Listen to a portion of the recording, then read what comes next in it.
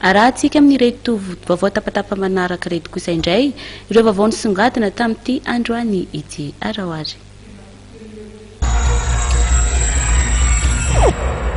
Anjanahary nakapanaovana panendaka gagilay ny Anjanahary sy ny manodidina voasambotra ny polisy avy eo amin'ny komisariany boriboritany fateny ny alarobia teo nidoboka ponja vonjomaika milata amin'izy ireo raha tokana azo fafana vonjomaika kosa ny iray.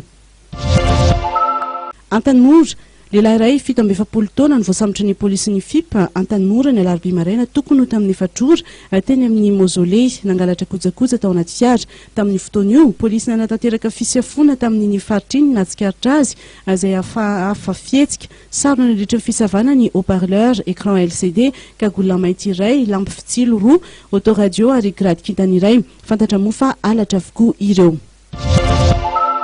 Antsirabe Ramatoa no hita faty tany amoron-dalana tany avaratsena na Antsirabe omaly vao maraimbe no nahitana ny olona azy tokony ho 30 taona eo ity vehivavy ity tsy nahitana ratra na marika hafa mety hanombanana famonoana teny amin'ny vatany.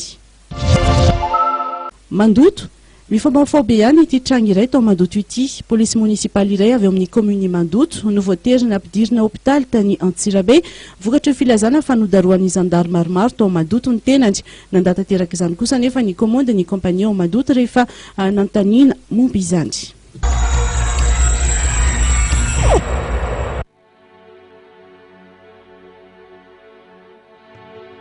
Ahoana moa izany ny fandaminana? Mbola tsisy tokotany mihitsy.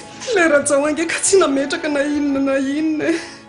Tsy kitay tsy varimaina. Aza mifanalabaraka raha le a zao mandananareo makany amin'ny assurance aro maka vola fazanana assurance AVA aro ny vahoaka. Tenareo koa misoratanarana dia izao ho an'izay hotaranankareo zay velomina rajao soly bakra Assurance AVA tsy njorodenizao no avy ny fianakavianao aro miaina sy miary mandry ivon'ny vato.